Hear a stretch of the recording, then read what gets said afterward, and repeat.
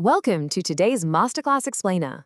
If you were studying Cambridge Accounting 9706, you already know that the Sources of Finance for Business Entities topic is an absolute heavyweight in the syllabus.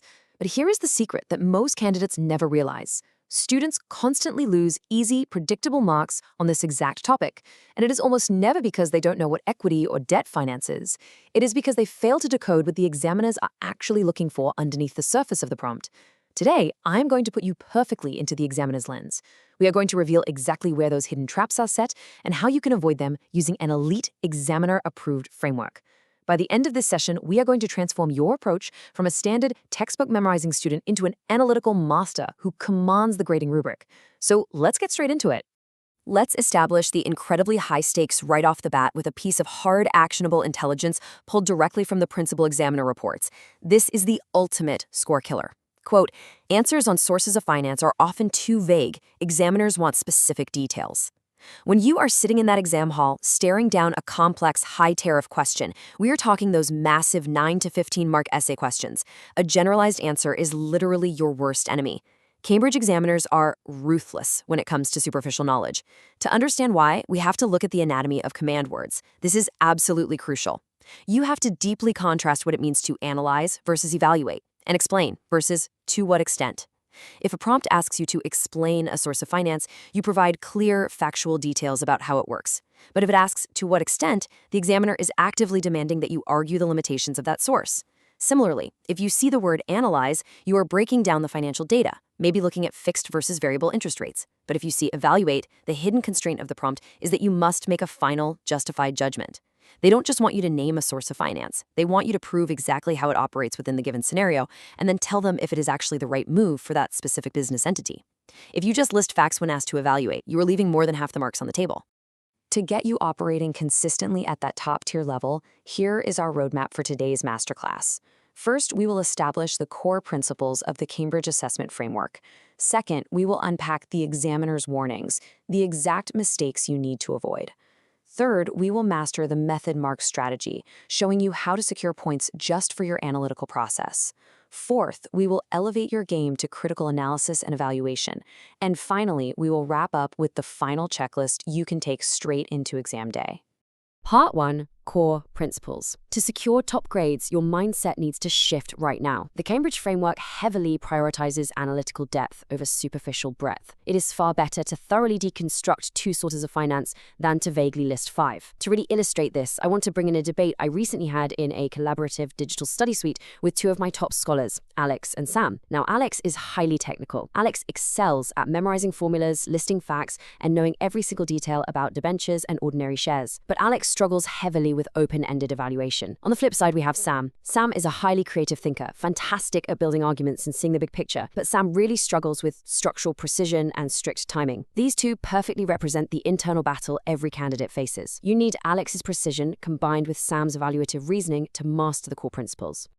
Think of this donut chart as a direct visual breakdown of the examiner's brain. These are your assessment objectives, or AOs. Successful candidates must demonstrate competence across these 3 distinct cognitive domains. First, you have AO1, knowledge and understanding. That is your foundational recall. This is Alex's comfort zone. During our study session, Alex looked at a past paper and immediately started listing off fixed costs, variable rates, and the textbook definition of equity. Alex argued, look, we just need to list out all the factual details of equity and debt to get the marks. But Sam pushed back, arguing from the perspective of the other 2 slices of the donut. Sam said, no way, Alex. Listing facts isn't enough. We have to look at AO2, analysis, and AO3, evaluation. We have to evaluate the long-term impact on the business's liquidity. And Sam is absolutely right. AO2 is analysis, where you break down the given financial data. And AO3 is evaluation, the absolute highest tier, where you make judgments. In our digital study suite, I had to step in and mediate this exact debate. I told them both, if you only give facts like Alex wanted to do, you are completely stuck in that first AO1 slice. To unlock the highest marking bands, you must push your answer through all 3 of these domains. You need the factual basis of AO1 to feed the data analysis of AO2, which finally justifies the ultimate arguments you make in AO3. To effectively move through those 3 assessment domains, you need what we call conceptual understanding. This means connecting fundamental accounting principles to unfamiliar business contexts. During our peer conversation, Alex gave a flawless textbook definition of a bank loan, but when Sam tried to apply it to a theoretical tech startup in our scenario, Sam completely ignored the startup's lack of physical collateral. I had to flag a massive examiner alert for them right there. Straight from the source material, candidates consistently confuse key terminology or they apply it to the wrong context. Examiners will dock points immediately if you use the wrong term or if you fail to define your terms before applying them in an extended response. Always lock down your definitions first, that's your AO1. Then, firmly apply them to the unique business entity in the prompt. That brings us right into part 2, the examiner's warnings. Now that we understand the assessment domains, let's isolate the top 3 critical mistakes students make year after year when tackling sources of finance. Mistake number 1, vague answers lacking specific details. We've touched on this. Saying something basic like loans have interest simply isn't enough. You need to discuss fixed versus variable rates and exactly how that mandatory outflow impacts cash flow and liquidity. Mistake number 2, ignoring strict presentation formats. This is where creative thinkers like Sam often trip up. The syllabus clearly states that presentation of information follows strict conventions. If you forget your headings, if you use incorrect terminology, or if you provide messy, unreadable annotations on your calculations, you lose highly valuable professional skill marks. Examiners cannot award marks to a mess, no matter how brilliant the underlying thought process might be. Mistake number 3, providing answers disconnected from the given context. This is the trap both Alex and Sam almost fell into during our debate. If the stimulus material gives you a struggling retail startup, but you suggest issuing millions in public shares without referencing their actual size, legal structure, or risk profile, your answer is completely irrelevant to the examiner. You might as well be answering a question from a different exam. Context is everything. Let's shift gears into the technical methodology. Welcome to part 3, the method mark strategy. The most beautiful, forgiving thing about the Cambridge framework is that they heavily award points for your actual analytical process. Even if your final calculation is slightly off because of a minor arithmetic error under pressure, you can still secure the vast majority of the marks if your method is rock solid and clearly documented. So the big question on the board is, how do we extract data, select a framework, and verify results for a high-tariff question? Imagine you are staring down a massive 15-mark essay question asking whether a business should choose equity or debt finance to fund a major expansion. How do you actually begin without freezing up? You need to shift your mindset into an active, procedural, problem-solving mode. You don't just start blindly writing paragraphs, you execute a system. But before we dive into solving this incredibly hard high-tariff scenario with Alex and Sam, I need to pause our session for a quick second. If you are finding this level of examiner insight valuable, you need to subscribe to the channel Ace the Exam's IGCSE O&A levels at the handle at ace_the-exam_IGCSE. Make sure you click that subscribe button and absolutely enable all notifications right now so you never miss our weekly Cambridge breakthrough strategies. We are consistently decoding exactly what examiners want, and you do not want to miss the next masterclass. All right, let's get back into the digital suite. Alex, Sam, and I are looking at this 15-mark prompt. Sam wants to start writing an introduction immediately, but Alex is frantically trying to calculate interest percentages in the margins. They are completely uncoordinated and the clock is ticking. This is exactly where the method mark strategy comes in to save the day. To execute a coordinated system, you need to construct a financial data simulation table just like the one on the screen. Let's draft this out. On one axis, you have your finance source, equity versus debt. On the other axis, you track cost structure and risk profile. When you are given stimulus data in an exam, you must mentally or physically on your scratch paper construct a matrix exactly like this. You need to extract the relationships. What is the explicit cost of the debt versus the implicit cost of the equity? Present your findings with proper headings and notation. Your data interpretation skills here are absolutely critical. In our study session, Alex and Sam started drafting a model response paragraph by paragraph using this matrix, but they hit a massive roadblock. They got to the second paragraph trying to link the cost structure of a bank loan to the risk profile of the business. Alex just wrote down the interest rate figure. Sam wrote a long, rambling sentence about how debt is scary. They completely lost the flow, they were burning precious time, and their paragraph linking was falling apart. The method marks were slipping away because they weren't showing a coherent process. I had to use our picture-in-picture feature to pause their session, step in, and explain the exact cognitive strategy they needed to use to get unstuck. I told them they needed to force their thoughts through the deconstruct, solve, evaluate framework. This is how you guarantee you hit every single method mark. Step 1. Identify given information. I told Alex to literally highlight the constraints and figures in the prompt. Stop guessing. Step 2. Solve systematically. Break the problem into logical, numbered steps. Connect the interest rate directly to the company's existing cash flow. Step 3. Check for reasonableness. I looked at Sam and asked, does it actually make sense that a tiny corner bakery would take on a $5 million corporate debenture? Sam laughed and realized how disconnected their previous point was. Probably not, right? Unless they are baking out of solid gold. Step 4. Justify recommendations. You have to write down exactly why the chosen path is the best one. We rewrote their flawed section out loud right then and there. Instead of listing random facts, we wrote, given the bakery's highly variable monthly cash inflows, Step 1. Committing to a fixed-rate bank loan of $50,000 introduces severe liquidity risk, Step 2. While debt avoids diluting ownership, a smaller equity injection from a local partner is more reasonable given the current economic climate, Step 3. Making equity the optimal choice to preserve operational survival, Step 4. That is a flawless, full-mark response. By walking through this operational framework step by step, you leave a clear, auditable trail of your logic for the examiner, unlocking every possible method mark. Now we are ready to level up.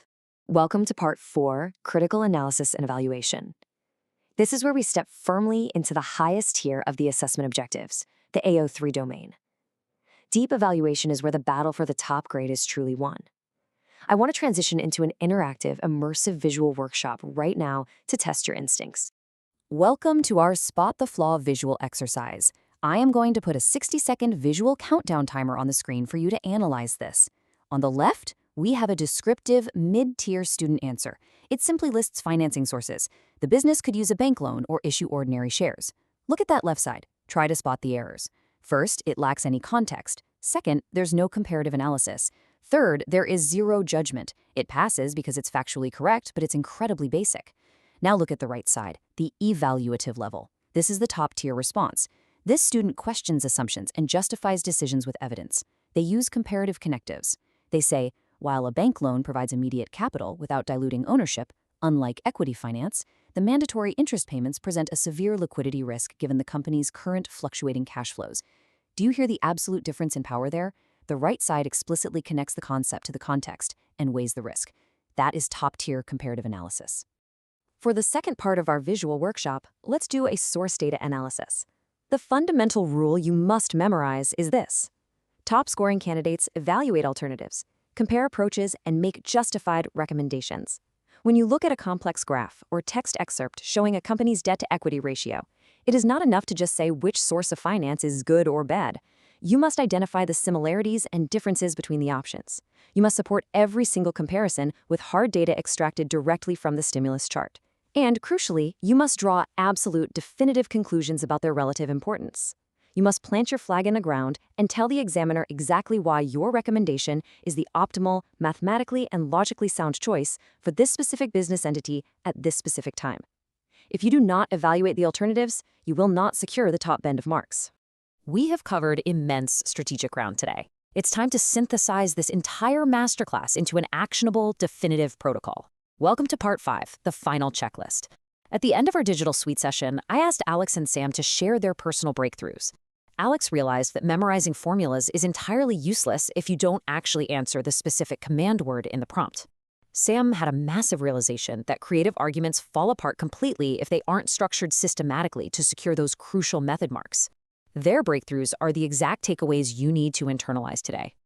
I want you to synthesize this entire explainer into 3 core memorable pillars for exam day. Pillar number 1 is the 3-step question scan. Before you write a single word, deconstruct the prompt, highlight the command word, identify the content knowledge required, and locate the hidden constraints of the business context. Pillar number 2 is the paragraph balance formula. When you execute your answer, you must balance AO1, AO2, and AO3. State your definition, extract and analyze the data with perfect notation, and then weigh the alternatives. And finally, pillar number 3 is the last 5 minutes review checklist. You must verify and evaluate your own work. Did you actually answer the question asked? Did you provide a justified, evidence-based conclusion? Did you format it according to strict accounting conventions? These 3 pillars are your absolute armor going into the exam hall. Remember this above all else. Consistency is strategy. Knowing this framework conceptually is only half the battle. Ruthless execution is the rest. You must practice past papers using this exact methodology until it becomes entirely second nature. If you are seriously committed to crushing your Cambridge exams and mastering these elite strategies, you need to take action right now. Hit that subscribe button for Ace the Exam's IGCSE and A levels at the handle @AceTheExam_IGCSE. Turn on the notification bell so you are the first to get our future exam hacks, and go down to the comments right now and type in your exact target grade. Lock in your commitment in writing. But before you step away from this explainer, I want to leave you with one final provocative thought. If you had to step into the role of a CFO tomorrow and fund a massive business expansion, which financial trap would you fall into first? Would you misjudge the risk or fail to evaluate the context? Master the framework of discussed today and never let the examiner catch you guessing. Keep analyzing, keep evaluating, and I will see you in the next session.